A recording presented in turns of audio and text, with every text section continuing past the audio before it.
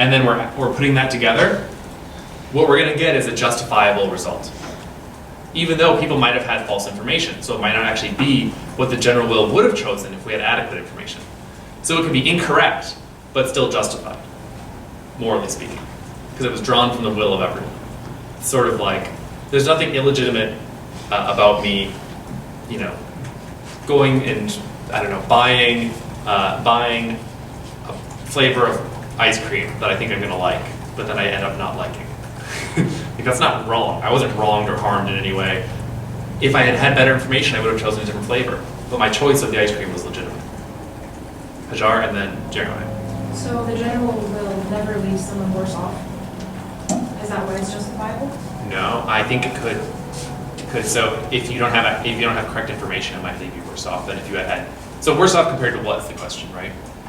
So if you compare, say, the best policy for Farmer Joe versus the best policy for, you know, mechanical worker Jane, those are going to be different policies. And the general will might be some combination of the two, might be one, might be the other. It's going to be what respects each individual as, you know, an equal, in the sense that it takes all their voices into consideration and respects their rights in some way. And we're going to get more specific on what that means. Rawls gets much more specific on what that means in the reading assigned for today.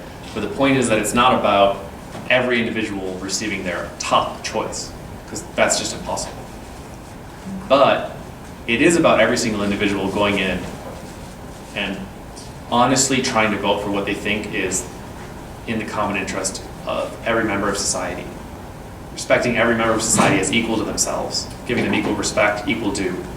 And then the outcome of that is going to be the expression of the general will. If that makes sense. Does that help? Yeah. The obvious issue with this is that a lot of people have very low resolution values and very low resolution ideas. And they apply those ideas and those values to their voting when it comes to any type of democratic meeting. Yeah. And this is a really, really obvious thing. It's not something we would have missed. You didn't miss it. We know all about this. Yeah. So my obvious question for this is, you're going to get a situation where one group in society believes that for whatever reason, be it values, be it some twisted reasoning, that they need to knock down another group. They might believe that in the common interest, following this group, it is best that we take the particular action, say, make it so black people can't go to college, and put that into law and vote that into law, and they believe that that's going to actually help society as a whole. They're going to actually limit somebody else's choices. That's going to go against the point of it. So what Jeremiah is saying is people might have really terrible ideas and beliefs, really low resolution values, really terrible values, stupid values. And I think this goes back to Rousseau's idea of perfectibility. So much of human nature for Rousseau is just determined by the society in which you're raised and born, and the education you receive in that society, and the kinds of values you adopt. So I think Rousseau's answer would be, once you structure society correctly, you're going to have a much more enlightened populace. They might not be perfect, they won't be perfect. But they'll be a heck of a lot better than the people you see all around you today. Right? And you can be very suspicious of that idea, as I am. But that is a fundamental Rousseauian tenet. And that's a tenet that's actually seeped into a lot of political disagreements today. A lot of people think, it's the progressive worldview suggests that what makes people bad is society. And people are naturally good. And that comes straight from Rousseau. Rousseau is the philosopher of the left wing of American politics, in my opinion.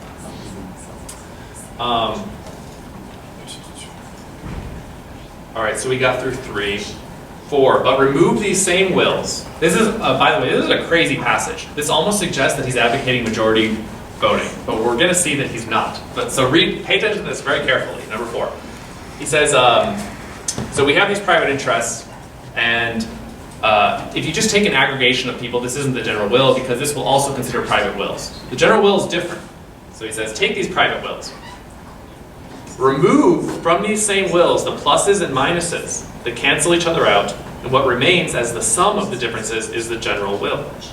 If, when a sufficiently informed populace deliberates, the citizens were to have no communication among themselves, the general will would always be the result from the large number of small differences, and the deliberation would always be good.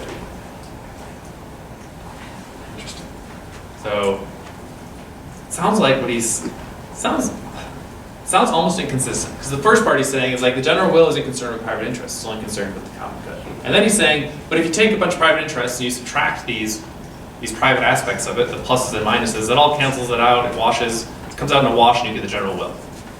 Well, maybe if the distribution is centered on what the general will desires, and then there's like a bell curve distribution around it, and you add up all the votes, yeah, you get the general will, but what if it's skewed one way or the other relative to the general will, right? So you might have in mind something like this. Maybe the general will is right here, right? And there's like total biased, bastards over here, and biased people over here. But when they come and they vote, guess what? The biased people cancel each other out, right? And this is like Farmer Joe, and this is like factory worker Jane, and they're just super biased, they don't care about the general will, but their votes cancel, right? So you come closer to the median. Well then like the moderately biased people too, these are people that maybe are under the influence of a certain ideology that favors themselves, but they're trying their best maybe to, kind of get something closer to the general will, but they cancel each other out too. So you're left with, an increasingly narrow approach to the general will if you have this nice bell curve shape. Why would you have this nice bell curve shape? I don't know. I don't think there's any justification for that, unless there's a step that we missed. Yeah, Patrick. Just a question of like the times. Like, does he consider the faculties of individuals? Because like, if you consider the faculties, and there's like, I guess that goes into the part that there's like the elite, but would he also consider them to have like more intelligence and to lead others to shift over to another aspect of that? He probably thinks the elite are more corrupt. Knowing Rousseau, he probably thinks the elite are more corrupt than the average individual. Okay, but does he say that they like would manipulate like public opinion in their favor? Is that something you contend with? So he's very much working in ideal theory in saying we're restructuring society from scratch. So all the ways in which the rich can bias the political process, he's abstracting away. Because we wouldn't build institutions that would allow the rich to bias in that way. Though to some extent it's inevitable, as we'll see in this later slide. So I think there's actually a really important feature this leaves out of the general will, that story. Because that story makes Rousseau's view look really weak. He's saying a bunch of democratic people come together, they vote their private interest, and we get the general will out of it. That's not the view, right? Because you might not have a nice bell curve shape, you almost never would. And it would allow majorities to oppress minorities in horrible ways that obviously would violate the normative principle of the general will. So he says that the general will considers only the general interest. He says that it's going to result from a large number of small differences. Well, why are the differences so small?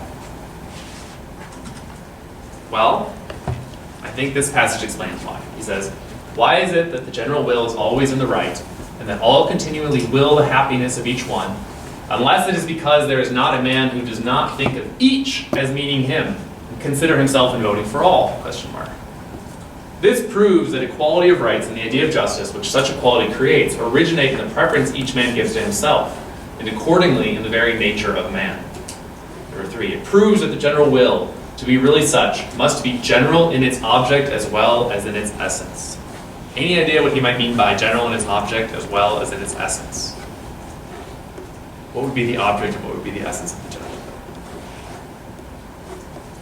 Typically the object is the thing you're trying to get out, and the essence is the thing that constitutes it or comprises it. So what are we trying to get out of the general will?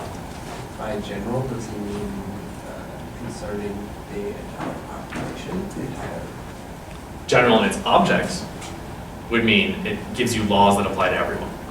That's that what sense. What does he mean by general? Not particular. So we're getting specific about. So when he talks about general in terms of an object, it means it doesn't say Jeremiah has to do X. It says citizens in general have to do X. And well, Jeremiah, turns out you're a citizen, so then a judge can make a particular judgment and say, well, Jeremiah, you have to do X. But that's not the law that says that. That's the judge. But what about its essence? What does he mean by general in its essence? The collective mentality. So like Collective where it says mentality. each person's like voting not for like himself, but he's voting for the all. Hajar? Just the common good instead of like your private interest. Common good, collective mentality. Yes, I think that's right. I think the common good might be more about the object than the essence. I think the idea of essence is that it's coming from everyone's will together. Like your motivations? The will is the thing that determines your actions. So perhaps you could call it motivation, but that sounds a little bit too psychological. The idea is that it's coming from the sovereign. And the sovereign is comprised of the entire body politic and every single member of society. So that's why it's general in its source, or essence. General in its object means you're prescribing it to the state. So it applies to every single individual. So again, it's that twofold relationship, where you're prescribing laws to yourself through the body politic. Okay? So he says, it must both come from all and apply to all. That's what he means by general and object in essence. Comes from all, applies to all. And it loses its natural rectitude when it is directed to some particular and determinate object. Like if I were to say Jeremiah has to do X, it would lose all of its moral or natural rectitude. And it would, because in such a case, we're judging of something foreign to us. So instead of applying the law to ourselves, i.e. applying the law to the political body as a whole, we're applying it to a specific other.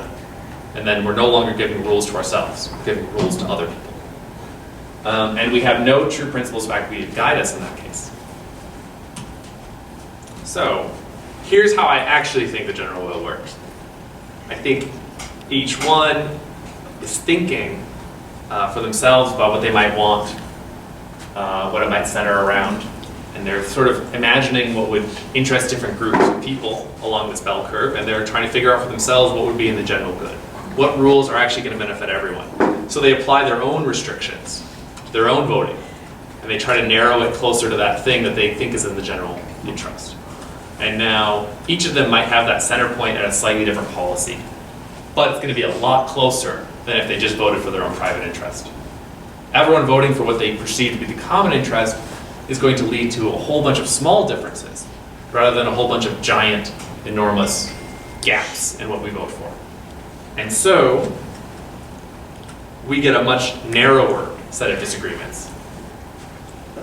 And then, when we vote, we end up lopping off the tails of that.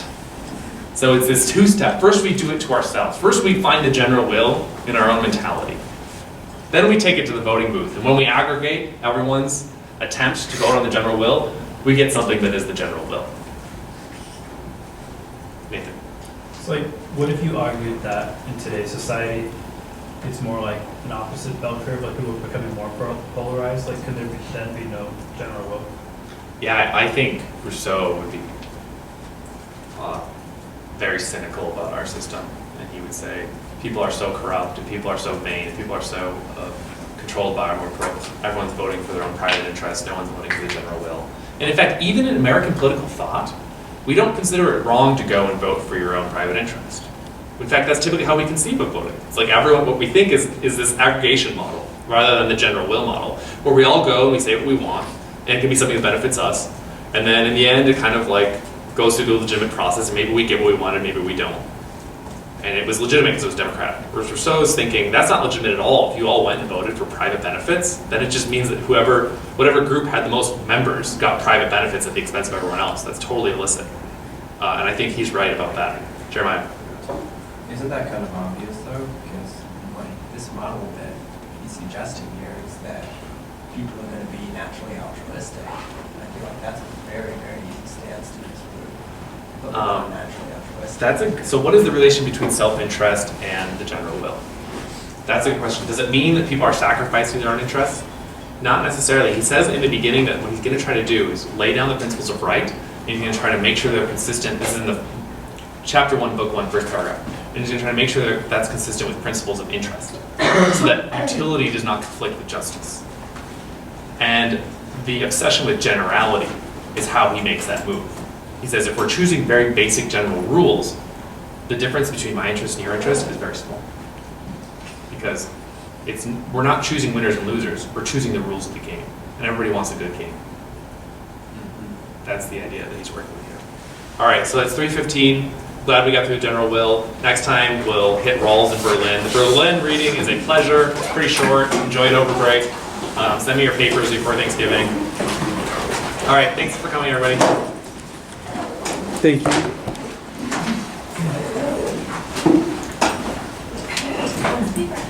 Let's go the whole time. Donuts.